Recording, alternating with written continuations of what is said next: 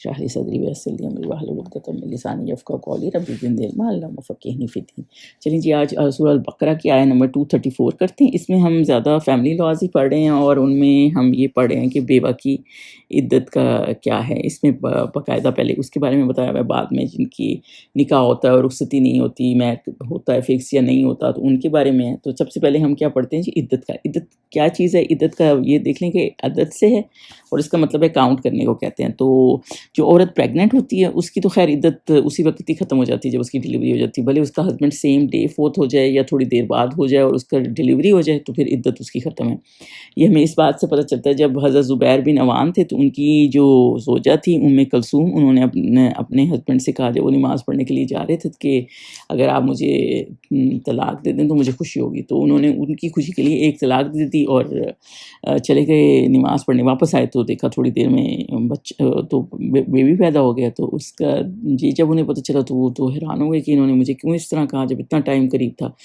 تو وہ حضور صلی اللہ علیہ وسلم کے پاس گئے اور ان سے پوچھا، تو انہوں نے کہا کہ اب تو ان کی عدت پوری ہو گئی ہے، کیونکہ جیسے ہی آپ ایک طلاق رجعی ہے نا، ایک ہی طلاق دی تھی نا، تو آپ اگر اس کو نکاح کا پیغام بھیجیں تو وہ مانتی ہے تو پھر ٹھیک ہے۔ تو اب وہ اس طرح سے معاملہ ہے۔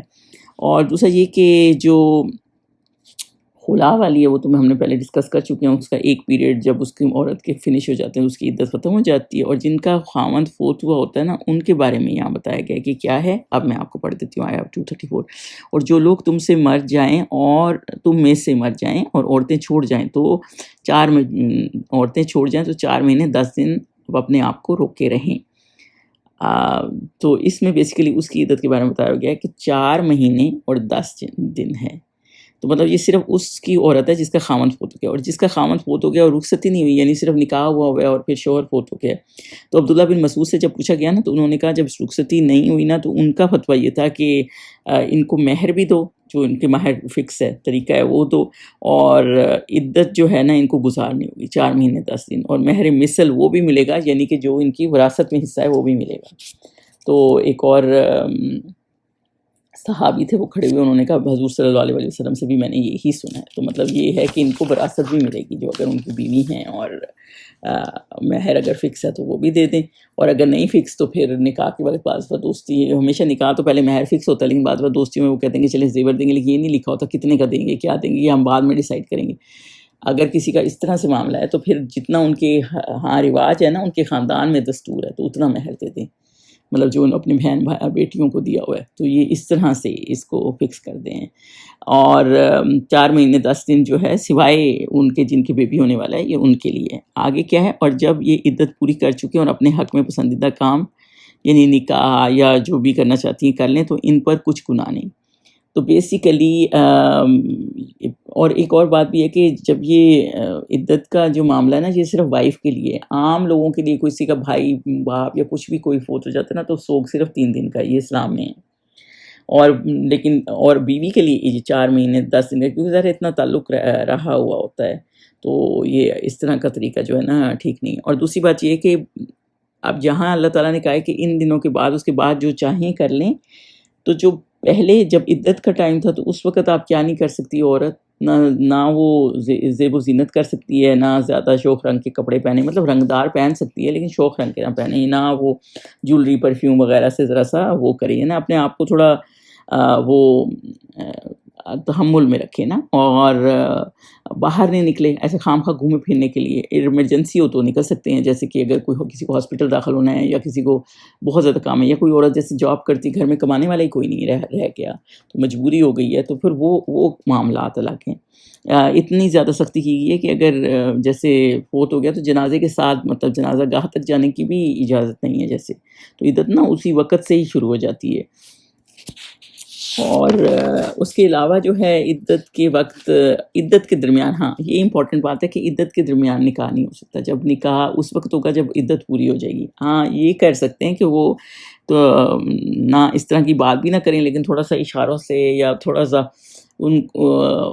کسی نے اگر کر دیا تو وہ مشکل نہیں، وہ مسئلہ نہیں، لیکن کوئی پرپوزل نہ بھیجے، تو کوئی گناہ نہیں، اور اللہ تمہارے سب کاموں سے واقف ہے، اور اللہ تعالیٰ ہر چیز کی خبر رکھتا ہے، یعنی کہ اس نے عدت کا کس طرح گزارا یہ فرض ہے۔ اور عورتیں ہمارے ہاں تو بہت زیادہ کرتی ہیں، لیکن پھر اتنا زیادہ کر دیتی ہیں کہ بالکل ہی بعد میں بھی کئی پورے سال تک چلتا رہتا ہے، بھائی اب عید بھی نہیں منانی، بھلے وہ 8 مہینے بعد آئی ہے، لیکن کچھ بھی نہیں، صرف 4 مہینے 10 دن کے بارے میں اللہ تعالیٰ نے کہا ہے، پھر آپ اپنی زندگی روٹین پہ لے آئیں۔ 235 میں کیا ہے، اور اگر تمہارے کنائے کی باتوں میں عورتوں کو نکاح کا پیغام بھیجو یا نکاح کی خواہش کو اپنے دلوں میں مخفی رکھو تو تم پر کچھ گناہ نہیں۔ مطلب اگر کسی کو یہ ہے کہ خطبہ ہے نا، جیسے آپ مطلب اشارتاً یا تھوڑا سا آپ کو ہو کہ آپ کے دل میں خیال ہے کہ اس کی عورت بیوہ ہو گئی ہے تو میں اس سے جب اس کی عدت پوری ہوگی تو شادی کروں گا، تو آپ کے دل میں ہے تو کوئی ایسی گناہ نہیں ہے، لیکن یہ نہیں کہ اس سے پہلے ہی وعدہ کر دو تاکہ وہ عدت کا معاملہ چھوڑ کے جو وہ افسوس میں ہے تو وہ پھر یہ سوچنے میں لگے کہ یہ اب یہ پرپوزل آ رہے ہیں، تو ایک تو یہ ڈبل مائنڈیڈ ہو گئے، دوسرا یہ کہ اچھا بھی نہیں لگے گا اس کو بھی کہ اور دیکھیں اللہ تعالیٰ کی ہر چیز میں حکمت ہے، آپ اسی وقت کرنے لگ جائیں گے اور اگلا افسوس میں، اور آپ کو تو انکار کے بھی بہت چانسز ہیں، تو تھوڑا کم ہوتا ہے، تھوڑی زندگی روٹین میں آتی ہے تو ہی لوگ اس بارے میں سوچتے ہیں نا، جب اتنا بڑا نقصان ہو گیا ہو کسی کا تو لیکن اللہ تعالیٰ یہ کہہ رہے ہیں کہ آپ اس میں کوئی حرج نہیں۔ اچھا یہ چیز بھی نا طلاق بائن والے کے لیے ہے، جیسے کہ مطلب جس نے واقعی جس عورت کو طلاق ہوگی ہے، رجی طلاق رجی یعنی ایک تو طلاق میں بھی وہ واپس اپنے میاں کے پاس رجوع کر سکتی ہے، ان کے معاملے میں نہیں ہے کہ آپ ان کو اشارہ دیں یا ان کو یہ دیں کہ وہ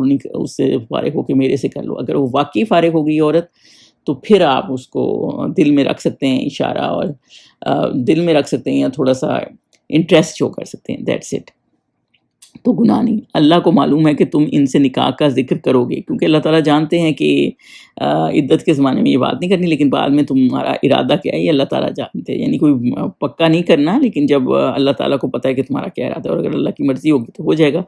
مگر ایام عدت میں اس کے سوا کے دستور کے مطابق کوئی بات کہہ دو، پوشیدہ طور پر ان سے قول و اقرار نہ کرو، تو یہ نا خاص طور پہ منع کیا گیا ہے کہ اس پہ وعدہ نہ کرو، اور جب تک عدت پوری نہ ہو نکاح کا پختہ ارادہ نہ کرنا، مطلب جب تک پوری نہ ہو کہ نکاح کا کیا پتہ بعد میں ہو نہ سکے، پھر آپ نے ان کو بھی ذہن میں نہ ڈال دیا ہو، اور یہی والا مسئلہ نا، جب تک پوری نہ ہو تب تک بات نہ کرو، اور جان رکھو کہ جو کچھ تمہارے دلوں میں ہے اللہ کو سب معلوم ہے، اور اس سے ڈرتے رہو، اور جان رکھو کہ اللہ بخشنے والا اور حلیم ہے۔ تو بیسیکلی یہ ہے کہ اللہ تعالیٰ کو پتہ ہے کہ کیا کرنا ہے کیا نہیں کرنا، تو اللہ سب جانتا ہے، اس لیے اور اللہ تعالیٰ سے ڈرو اس معاملے میں، مطلب اللہ تعالیٰ کو ہر چیز کا علم ہے، اللہ تعالیٰ غفور ہے، معاف کرنے والا، اگر کسی سے غلطی ہو بھی گئی ہے تو توبہ کر لے، معاف کرنے والے حلیم ہے، کہ حلیم یہ لفظ اس لیے بھی اللہ تعالیٰ کا نام یوز ہوتا ہے، یعنی اللہ تعالیٰ تحمل والا ہے، جب گناہ ہو جائے نا تو جلدی نہیں پکڑتا، آپ کو پورا موقع دیتا ہے بندے کو توبہ کرنے کا۔ تو آیت نمبر 236 پہ چلیں جی، اگر تم عورتوں کو ان کے پاس جانے یا ان کا مہر مقرر کرنے سے پہلے طلاق دے دو تو تم پر کچھ گناہ نہیں۔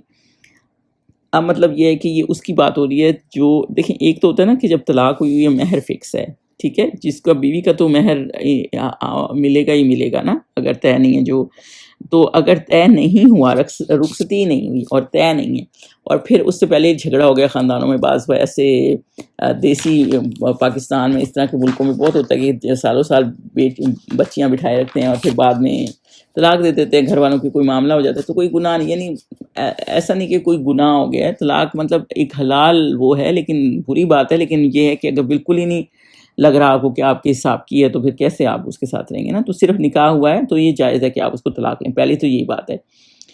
اور اگر دیکھیں ویسے تو اس میں یہ ہے کہ نکاح جو مہر ہے فریدہ ہے نا، وہ ویسے تو فرض ہے کہ اس مقرر ہونا، لیکن اگر کسی وجہ سے مقرر نہیں ہوا تو اللہ تعالیٰ نے یہ کہا ہے کہ آپ جو ہیں تو ان کو دستور کے مطابق کچھ خرچ ضرور دے دو، مطلب کچھ نہ کچھ آپ ان کو دے دیں، یہ نہیں کہ آپ نے اس کو کچھ بھی نہیں دیا، کوئی تحفہ دے دیں، کوئی ہدیہ دے دیں، مطلب آپ نے ظاہر ہے اس کا اتنا وقت ضائع کیا، اتنی دیر اس کو بٹھائے رکھا، وہ آپ کے نام پہ بیٹھی ہوئی تھی، تو ایسا نہ کریں کہ آپ نے بس صرف آپ نے کہا کہ میں نے میرے گھر ہی نہیں آئی، ایز سچ اپنے ماں باپ کے گھر ہی بیٹھی رہی تو میں کیوں اس کو کچھ دوں، تو طلاق جو دیں تو کچھ نہ کچھ دے دیں، اس میں کوئی ناراضگی والی بات نہیں، لیکن ان کو اچھے طریقے سے کریں اور اپنے مقدور کے مطابق دے دو، جتنی دیکھیں اس میں کیا ہے، متعاون بالمعروف، اپنے حساب سے دے دو اور اپنے مقدور کے مطابق دے دو، اور تنگ دست اپنی حیثیت کے مطابق. یعنی اس میں یہ ہے کہ جتنی آپ کی حیثیت ہے. تو مہر کے بارے میں یہ ہے، جو گفٹ بھی دینا ہے آپ نے تو وہ یہ کہ اپنے حیثیت کے مطابق دینا ہے. یہ نہیں کہ آپ اتنے امیر ہیں اور بس ایک چھوٹا سا کر کے دیتے ہیں. جتنی آپ کی وسعت ہے نا اس کے حساب سے دیتے ہیں. یعنی لوگ یہاں پہ تو کیا کرتے ہیں، طلاق دے دیتے ہیں اور پھر آپ گفٹ جو دیے ہوتے ہیں وہ بھی واپس مانگ لیتے ہیں. تو یہ صحیح طریقہ نہیں ہے، بھلا طریقہ نہیں ہے. بھلا طریقہ یہ ہے کہ جتنی آپ کی وسعت ہے، اگر آپ کا مہر نہیں بھی طے تو جتنا آپ کو ہے کچھ نہ کچھ ان کو دے دلا دیں. نیک لوگوں پر یہ ایک طرح کا حق ہے. المحسنین، اگر آپ محسن بننا چاہتے ہیں نا، محسن کیا ہوتا ہے، جو احسان کرنے والا ہوتا ہے، جو بہترین کام کرتا ہے. تو بہترین کام کیا ہے، یہ کہ آپ ان کو کچھ نہ کچھ مہر دے دیں. دیکھیں وسعت کے حساب سے، یہ نہیں کہ حساب کتاب کر کے تو خوشی اسی حساب سے دے دیں. دیکھیں یہ ایک تو عورت کا اتنا نقصان کیا، وہ اتنی دیر اٹیچ رہی، اسی نام سے بندی رہی، ساری دنیا کو بھی پتہ چلا. لیکن جب ظاہر ہے اس کا کور تو نہیں ہے، لیکن یہ کہ کچھ نہ کچھ یہ کہ اس کو دے دیں تاکہ یہ نہ ہو کہ وہ بالکل ہی فارغ ہو جائے. آخر آپ نے اتنی دیر بٹھایا. دیکھیں اللہ تعالیٰ اس کا بھی ایک رائٹ دیتا ہے، ورنہ لوگ ایسے نکاح اس کے بعد طلاق دے کے چلتے بنتے ہیں. شرعی جو مہر کا یہ نکاح نامے میں ہے، اس کا کوئی ہمیں اتھینٹک وہ نہیں ملتی. تو اگر حضور صلی اللہ علیہ وسلم کی اس میں دیکھیں تو مہر جو عورتوں کا فکس تھا وہ 500 درہم چاندی یا 25 دینار سونے تھا. 500 درہم جو ہے نا چاندی ہوتا ہے، یا 25 چاندی کا سکہ ہوتا ہے، اور یا 25 دینار یعنی سونے کا سکہ 25. تو یہ اگر ملا جائے تو آج کے حساب سے یہ 8 سونے بنتا ہے کم از کم. تو اور لیکن یہاں جب وسعت کا آ گیا نا تو یہ آپ وسعت کے حساب سے دیں. تو جب نجاشی کے ٹائم حضرت ام حبیبہ کا نکاح نجاشی نے کرایا تھا نا، تو حضور صلی اللہ علیہ وسلم کے ساتھ، تو اس وقت جو مہر فکس ہوا تھا نا وہ 4000 درہم تھا. یعنی 4000 درہم تقریباً 4 گرام چاندی کے برابر ہوتا ہے. ایک درہم 3 گرام چاندی کا ہوتا ہے. تو یہ 4000 درہم تھا. تو آپ خود دیکھ لیں کتنا زیادہ تھا. اور یہ ہمیں بہت اچھے سے پتہ بھی ہے. ایک دفعہ حضرت عمر نے خطبے میں دیکھا، خطبے میں کہہ رہے تھے کہ اتنا زیادہ مہر کیوں رکھ لیتے ہیں نا، جیسے 400 درہم یا اس سے زیادہ نہ رکھا جائے، یا مطلب شادیاں مشکل ہو جاتی ہیں نا، بہت زیادہ مہر ہو جب لوگ افورڈ نہیں کرتے. لیکن یہاں ہے وسعت کے حساب سے، اگر افورڈ نہیں کرتے تو پھر اتنا رکھیں جتنا کر سکتے ہیں. خام خواہ ضد کرنی کہ اتنا زیادہ مہر رکھ دو اور لڑکا افورڈ نہیں کرتا، وہ بھی ٹھیک نہیں ہے. تو جب انہوں نے اس بات پہ کہا نا کہ مہر اتنے زیادہ نہ رکھا جائے، تو جب وہ خطبے سے نیچے اترے نا تو ایک عورت کھڑی تھی. تو اس نے کہا کہ آپ نے کیا سورۃ نساء کی آیت نمبر 20 نہیں پڑھی؟ تو انہوں نے کہا کون سی والی؟ انہوں نے کہا کہ جس میں یہ ہے کہ اگر کسی نے خزانہ بھی دیا ہو تو واپس نہ لو، طلاق کے بعد نا مہر میں دیا ہو تو، اور یا ویسے شادی میں بھی دیا ہو تو واپس نہ لو، بلکہ خزانہ بھی دیا ہو. اس پر عمر بولے یہاں تو ہر بندہ ہی جو ہے فقی ہے. تو وہ پھر دوبارہ منبر پہ چڑھے اور کہا جتنا چاہے دو، جتنا وسعت ہے اتنا دو، میں اپنی یہ چیز واپس لیتا ہوں. تو بیسیکلی یہ جو یہ کہتے ہیں کہ مہر فکس ہے، تو یہ کچھ نہیں ہے. اس آیت سے ہی ہمیں پتہ چل جاتا ہے کہ جتنی جس کی وسعت ہے اور اتنا ہی مہر رکھے. یہ مثال دے دینا کہ اس وقت صحابی ہوں، تو صحابی تو کتنے غریب تھے اس وقت. تو اس وقت صحابی غریب تھے، اور یہ نہیں تھا. حضرت علی نے تو کے پاس تو کچھ بھی نہیں تھا جب انہوں نے شادی کی بی بی فاطمہ کے پاس. تو یہ والی مسئلہ نا، یہاں پہ ایسا اگر ہو تو وہ ایک الگ چیز ہے. لیکن اگر کسی کے پاس ہے اور پھر آپ اس طرح بن جائیں کہ جیسے مہر کے ٹائم کہ ہمارے پاس کچھ بھی نہیں ہے اور بالکل ہم نے بیسک کرنا ہے، تو وہ چیز ٹھیک نہیں ہے. محسنین بننا چاہیے نا، اچھے طریقے سے ہر چیز کو کرنا چاہیے. مطلب لڑکی کی رسپیکٹ کا یہ معاملہ ہوتا ہے. آپ کو یہ ہوتا ہے کہ لڑکی کو ہم اتنی سیفٹی نہ دیں، لڑکی والوں کو ہوتا ہے کہ ہمیں سیفٹی چاہیے. تو مطلب آپ کو سیفٹی دینی چاہیے. اللہ تعالیٰ نے اس کا حکم دیا ہے کہ وہ وسعت کے مطابق دیں. تو اس وقت نہ اتنے غریب بن جائیں کہ جیسے ہمارے پاس کچھ بھی نہیں ہے. چلیں جی آیت نمبر 237 پہ چلتے ہیں. اور اگر تم عورتوں کو ان کے پاس جانے سے پہلے طلاق دے دو لیکن مہر مقرر کر چکو. یہ ان کے لیے ہے جو پچھلی آیت ان کے لیے تھی جن کا مہر مقرر نہیں ہے، تو ان کو بھی کچھ دینا ہے. اور یہاں یہ آیت اس کے لیے جن کا طلاق دی ہوئی اور نکاح میں جو نارملی ہوتا ہے مہر مقرر ہوتا ہے، تو آدھا مہر دینا ہے. تو پھر اگر آپ کے گھر نہیں آئی، جیسے آپ نے اس کے ساتھ کوئی معاملہ نہیں کیا یا آپ کے ساتھ رہی نہیں ایک دن بھی، اور وہ اب ماں باپ کے گھر تھی، تو آپ نے کیا کرنا ہے کہ آپ نے آدھا مہر، جتنا بھی مہر ہے نا، آپ اس میں سے آدھا دے دیں. آگے دیکھیں اللہ تعالیٰ نے کیا فرمایا. اگر عورتیں مہر بخش دیں، مطلب اگر وہ معاف کر دیں، یا ہونا ہے نا، یا مرد جن کے ہاتھ میں عقد نکاح ہے، جو جن کا نکاح ہے چھوڑ دیں، یا تو عورتیں معاف کر دیں کہ جی مجھے مہر نہیں چاہیے، تب تو یہ معاملہ ٹھیک ہے. اور اگر آدمی، اس سے شوہر ہی زیادہ، حضرت علی کی تفسیر کے مطابق اس سے شوہر ہی مراد ہے، کہ اگر آدمی معاف کر دے کہ نہیں میں پورا نہیں، میں پورا ہی دے دیتا ہوں، آدھا ہے نا، جیسے آپ ان کو آدھا دیں گے جن کی طلاق یافتہ عورت ہے، جو نکاح والی ہے، جو ابھی گھر نہیں ہے آپ کی آئی، رخصت ہی نہیں ہوئی جس کی، تو وہ کہ نہیں چلے میں پورا ہی دے دیتا ہوں اور پورا مہر دے دیں. تو اگر تم مرد لوگ ہی اپنا حق چھوڑ دو تو یہ پرہیزگاری کی بات ہے. تو اللہ تعالیٰ نے اس کو پسند کیا ہے. اور آپس میں بھلائی کرنے کو فراموش نہ کرو، یعنی اچھے طریقے سے سپریشن بھی ہو. ایسے نہیں کہ سپریشن ہوتی ہے تو ایک ایک چیز کے لیے لڑنے لگ جاتے ہیں کہ ہمارے تحفے واپس کریں، یہ کریں. تو اللہ تمہارے سب کاموں کو دیکھ رہا ہے، کچھ شک نہیں کہ اللہ تعالیٰ دیکھ رہا ہے. تو لوگوں کو مطلب لڑائیاں نہ کریں. اور یہ ہے کہ اللہ تعالیٰ نے کہا کہ یا تو آپ آدھا مہر تو دینا ہی ہے آپ کو، نہیں تو چاہیں تو بے شک پورا دے دیں تو افضل ہے، بہتر ہے. ہاں، اور اگر عورتیں چاہیں تو وہ معاف. دیکھیں فضل کا لفظ یوز ہوا ہے نا اس آیت میں 237 میں، تو وہ بہتر ہے کہ مرد وہ کریں، تو مطلب بڑے بنیں. یہ نہیں کہ چھوٹی چھوٹی چیزوں کے لیے لڑنے لگ جائیں بیویوں سے، بھلے وہ آپ کے ساتھ رہی نہیں، آپ کے ساتھ نکاح میں تو تھی، تو اس لیے یہ کھلے دل سے یہ کام کریں. تو یہ اللہ تعالیٰ نے آدمی کو کہا ہے کہ اس کے لیے بڑا سٹیپ دے. دیکھیں اللہ تعالیٰ نے آدمیوں کا پچھلی آیتیں ہم نے پڑھی تھی نا کہ درجہ زیادہ ایک رکھا ہے. تو جب درجہ بھی رکھا ہے نا اللہ تعالیٰ نے، تو پھر بڑے بن کے کام کرنا پڑتا ہے. جیسے آپ بڑے ہوتے ہیں، سپوز آپ ماں باپ ہوتے ہیں، وہ بچوں کے لیے کتنے بڑے کر کے کام کرتے ہیں، اپنی چیز کم بھی ہو جاتی ہے لیکن دوسرے کا خیال کرتے ہیں. تو اس میں بھی مرد کو اللہ تعالیٰ نے جب پیچھے درجہ دیا نا، جب آپ کو درجہ مل جاتا ہے نا، تو پھر اس کا مطلب آپ نے بڑے بن کے ہی کام کرنا ہے، کھلے دل سے کام کرنا ہے. تو آپ کھلے دل سے رکھیں. عورت معاف کر دیتی ہے تو وہ بھی اچھا ہے، دونوں کے لیے اچھا ہے. لیکن اگر نہیں کرتی تو پھر آدمی اگر زیادہ دے دیتا ہے تو اور ہی اچھا ہے، پورا ہی دے دیتا ہے تو اور ہی اچھا ہے. 238 میں کیا ہے؟ مسلمانوں سب نمازیں خصوصاً بیچ کی نماز اثر تمہارے پورے التزام کے ساتھ ادا کرتے رہو اور اللہ کے ساتھ ادب سے کھڑے رہا کرو. پہلی تو بات ہے حفاظت کرو. حفاظت کس چیز کی جاتی ہے؟ حفاظت اس چیز کی جاتی ہے جو قیمتی ہوتی ہے. جو قیمتی جیسے زیور آپ کیسے سنبھال کے رکھتی ہیں، حفاظت کرو. تو اس میں حافظو کا لفظ آیا ہے کہ حفاظت کرو. دیکھیں ابھی طلاق کی اور یہ سارے معاملات فیملی شروع ہو رہے تھے نا، پھر ایک دم نمازوں کا ذکر کیوں آیا ہے یہاں پہ 238 میں؟ ٹاپک ہی چینج ہے. اس لیے چینج نہیں ہے کیونکہ جب آپ یہ سارے معاملات کرتے ہیں، جب رولز اینڈ ریگولیشن فالو کرتے ہیں نا، تو نماز آپ کو اللہ سے قریب کرتی ہے، کنیکٹ کرتی ہے نا. تو پھر آپ ان معاملات میں بھی آنیسٹی دکھائیں گے، ورنہ آپ کا جو نماز ہی نہیں پڑھتا اس کو کیا سمجھ ہوگی اللہ تعالیٰ سے ڈرنے کی. تو بار بار جب اللہ تعالیٰ نے یہ کہا ہے نا کہ اللہ تعالیٰ سے ڈرو، بصیر، اللہ تعالیٰ دیکھ رہا ہے، پچھلی آیت میں بھی ہم نے یہ پڑھا ہے، تو اس لیے اللہ تعالیٰ نے کہا ہے کہ نماز پڑھو. دوسری بات یہ کہ جب آپ ان معاملات میں پڑ جاتے ہیں تو آپ کو نماز کی ہوش نہیں ہوتی. تو اس پہ اللہ تعالیٰ نے کہا ہے کہ نمازوں کی حفاظت کرو، کہ نماز آپ نے اتنا نہیں ان چکروں میں پھنس جانا کہ نماز روزے آپ کے نکلتے جائیں. تو نماز ہر حال میں پوری کرنی ہے. اور خصوصاً جو خاص طور پہ ذکر آیا نا وہ صلاۃ الوسطیٰ کا ہے.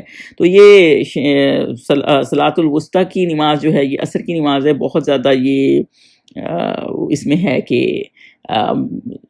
حدیثوں میں ملتا ہے کہ عصر کی نماز ہے. کیونکہ یہ عصر کی نماز اس لیے ہے کہ ایک دفعہ یہ کس طرح سے پروو ہے، اس طرح سے بھی کہ جنگ خندق میں عصر کی نماز حضور صلی اللہ علیہ وسلم جب جنگ خندق پہ اتنے زیادہ مصروف تھے نا تو ٹائم گزر گیا تھا. تو کیونکہ ظاہر سی بات ہے وہ سامنے ہی آ گئے تھے مکہ سے، خندق کے پار انہوں نے ڈیرے ڈال دیے. تو ان کی عصر کی نماز کا وقت بعد میں جب پڑھی تو انہوں نے کہا کہ ان کی وجہ سے ہم عصر کی نماز نہیں پڑھ سکے نا. تو حضور صلی اللہ علیہ وسلم اس بات پہ کافی ان کو صلاۃ وسطیٰ ہماری رہ گئی ہے، صلاۃ وسطیٰ کا لفظ یوز ہوا ہے. تو وہ اس سے پتہ چلتا ہے کہ یہ صلاۃ وسطیٰ جو ہے عصر کی نماز ہے. تو صلاۃ وسطیٰ جو ہے اتنی امپورٹنٹ ہے کہ عصر کی نماز کیونکہ ایک بیزی وقت ہوتا ہے، اور یہ نماز ایسی ہے کہ اس وقت آپ کام میں ہر چیز میں الجھے ہوتے ہیں، ہر چیز سمیٹ رہے ہوتے ہیں نا، تو آپ کو اس چیز کا وہ نہیں ہوتا.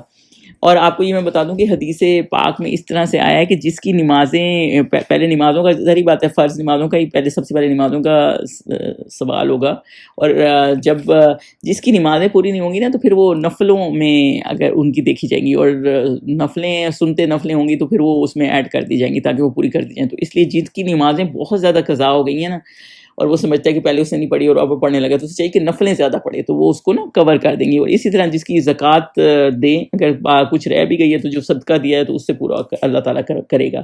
تو اس لیے صدقہ بھی بہت دیں، زکوٰۃ بھی بہت دیں تاکہ کوئی چیز نہ رہ نہ جائے.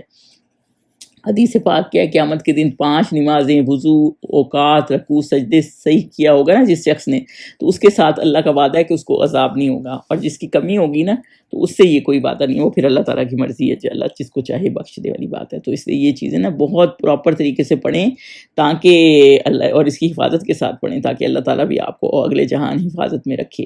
اور نماز جو ہے وہ جو صحیح طریقے سے نہیں پڑھتا وہ تو آپ کو پتہ ہی ہے، پھر اس کے منہ پہ مار دی جائے گی اگلے جہان. تو اس لیے بہتر بہتر ہے کہ نماز صحیح طریقہ سے پڑھیں، اور جو نہیں پڑھتا، بالکل ہی نہیں پڑھتا، تو اس کے لیے تو بہت زیادہ نقصان ہے. یہ ان کے لیے جو نماز پڑھتے ہیں، اور حدیث پاک بھی ہے کہ ہمارے اور کافروں کے درمیان جو ہے نماز کا ہی فرق ہے.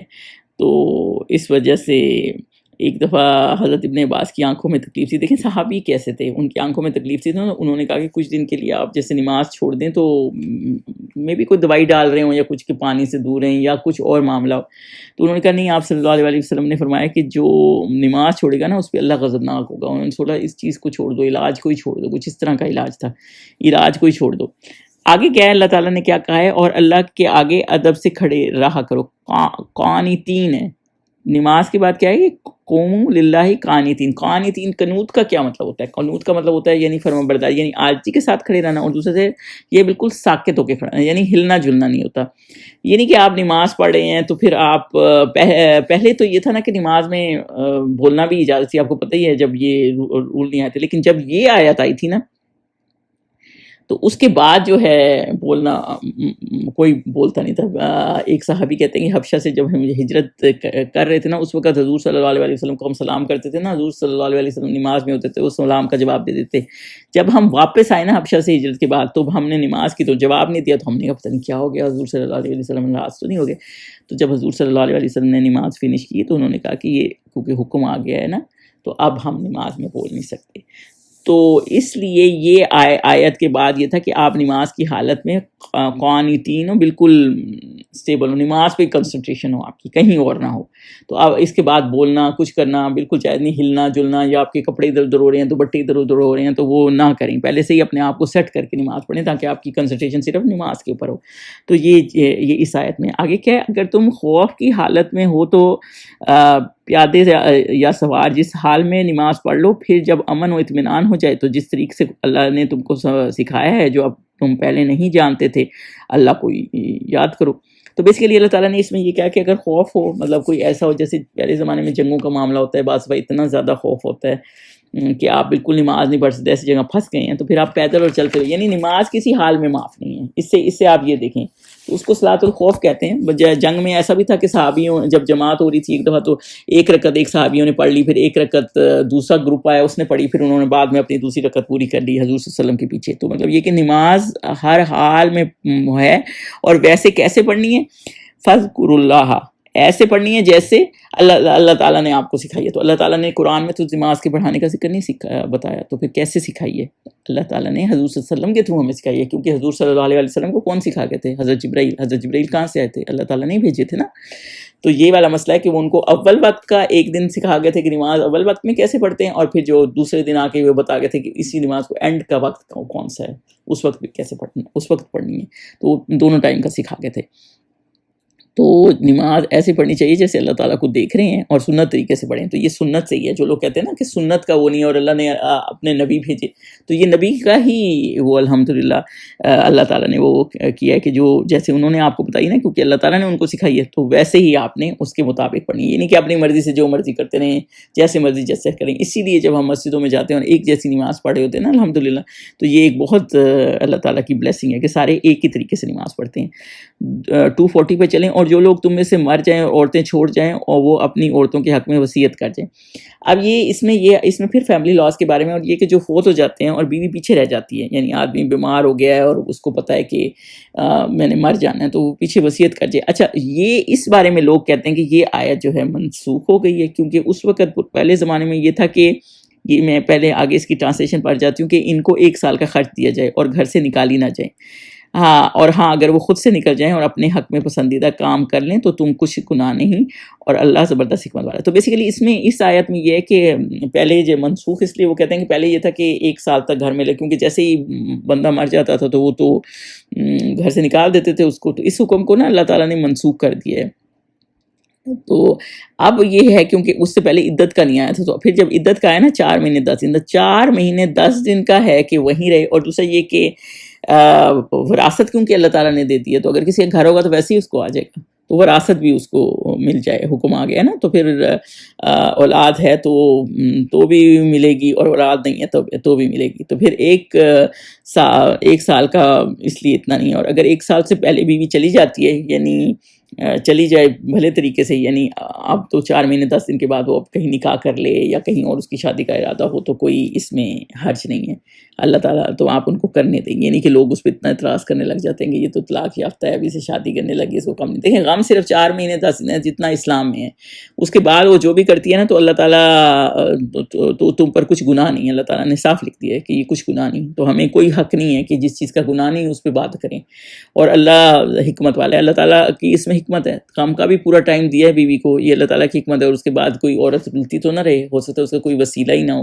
اور دوسری بات ہے کہ اللہ تعالیٰ نے جب اس کا اتنا زیادہ خرچہ اور سب کر دیا. دیکھیں پہلے زمانے میں جاہلیت تھی نا، تو وہ کیا کرتے تھے، وہ جب عورت کا آدمی فوت ہو جاتا تھا، اس سے کہیں دور کوٹھری میں جا کے بند ہو جاتی تھی، وہ سال ایک پورا وہاں گزارتی تھی. تو اب اللہ تعالیٰ نے عدت کا ایک ٹائم دیا کہ نہیں، اتنا رولنے کی ضرورت ہی نہیں ہے، نہ کپڑے پہنتی تھی نہ کچھ کرتی، اور نہ آپ کو اتنا وہ ہونے کی ضرورت ہے. آپ اپنے گھر میں رہیں، بس زیادہ وہ نہ کریں. اور ویسے بھی جن کی اتنی بڑی ٹریجڈی ہوئی ہوتی ہے، وہ اتنی زیادہ ایکٹیویٹیز میں انوالو ہونا بھی نہیں چاہیں گی اتنی جلدی. تو اتنا بڑا غم نہیں بھلایا جا سکتا ہوتا نا. تو اللہ تعالیٰ نے اس کا ایک بہترین طریقہ آپ کو دے دیا ہے.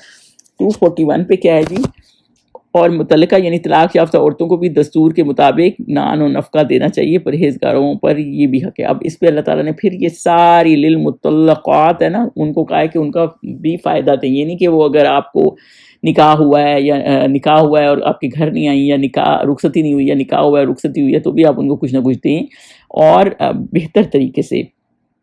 اور پھر یہ کہ متقی کا یہ ہے، متقی مطلب یہ ہے کہ یہ پرہیزگاروں کے حق میں بہتر ہے. مطلب جو متقی لوگ ہیں نا، یہ ان کے لیے بہتر ہے. تو یہ جو بھی اللہ سے ڈرے. دیکھیں ساری صورت میں ہم جو بھی پڑھ رہے ہیں، کیونکہ لاز ہے نا، جب بھی آپ لاز فالو کرتے ہیں نا، تو یہ تقویٰ ہونا چاہیے آپ میں. اگر آپ تقویٰ نہیں کریں گے تو پھر کیسے آپ اللہ کے احکامات کے مطابق کریں گے نا. تو یہ تقویٰ والوں کا کام ہے. تو 242 میں چلیں. اسی طرح اللہ اپنے احکام تمہارے لیے بیان فرماتا ہے تاکہ تم سمجھو. تو اللہ یہ آیات آپ کو اس لیے کرتا ہے تاکہ تعقلون، تاکہ تم عقل کرو. اللہ نے یہ احکامات اس لیے بتائیں کہ آپ اس پہ اچھا کریں اور سوسائٹی میں ایک اچھی طریقے سے سوسائٹی ڈیولپ ہو. آپ خود سوچیں، کسی کو کسی کا حق نہیں دیا جائے گا. کئی بیوہ عورت ہوتی ہے، اس کی وراثت نہیں دیتے یا کچھ اس طرح اس پہ کر لیتے ہیں، تو وہ بیچاری کیا کرے گی. کئی جو ہیں وہ اتنا زیادہ ان کو غم کی میں ڈال دیتے ہیں کہ سالوں سال ان کا غم ہی نہیں، اسے ہی نہیں نکلنے دیتے ان کو. تو بھی یہ معاملہ ٹھیک نہیں ہے. وہ بندہ تو چلا گیا پیچھے، دوسری عورت نے بھی تو زندگی گزارنی ہے.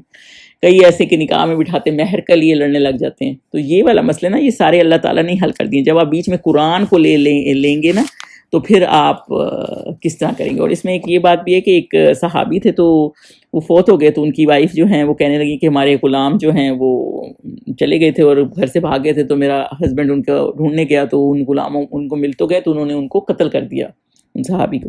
تو اب مجھے بتائیں کہ میں نہ پیچھے کوئی مکان ہے نہ کوئی چیز ایسی چھوڑ گیا نا خاص، تو میں کیا اپنے گھر چلی جاؤں، یعنی اپنے فیملی میں واپس چلی جاؤں.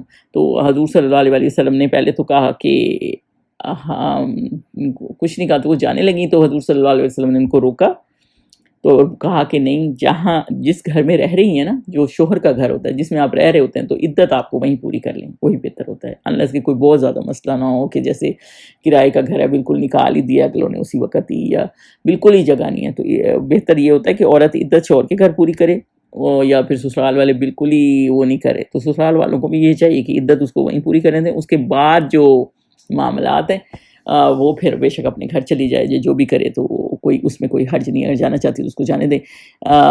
دوسری بات یہ کہ بعض دفعہ یہ ہوتا ہے کہ اللہ تعالیٰ نے دیکھیں اس میں کتنی حکمت ہے کہ جہاں رہ رہی ہے وہیں رہے، تاکہ کچھ اگر شوہر کے معاملات بیوی کو بعض پتہ نہیں ہوتے، اس کے مرنے کے بعد پتہ چلتے ہیں کہ اس کا یہ بھی تھا، وہ بھی تھا، یہ بھی معاملات تھے، وہ بھی معاملات تھے، تو وہ وہیں ٹکی رہے گی نا، تو اس کو اس چیز کا علم ہوگا. تو یہ سارا اللہ تعالیٰ نے عورت کے رائٹس کے لیے دی ہے. تو یہ دیکھیں اللہ تعالیٰ نے کتنے زیادہ عورت کے رائٹس خود ہی ڈیوائڈ کرتی ہیں، تاکہ لوگ عورتوں کے معاملے میں نا اللہ سے تقوی اختیار کریں اور خیال کریں اس بات کا کہ ان کے اس میں بھی آسن طریقے سے، اگر کوئی رشتہ ختم بھی کرنا ہے تو بھی آسن طریقے سے کریں اور تقوی اختیار کریں. چلیں جی، یہ آج کی آیات ہیں. انشاءاللہ پھر ہم نیکسٹ ریکارڈنگ کریں.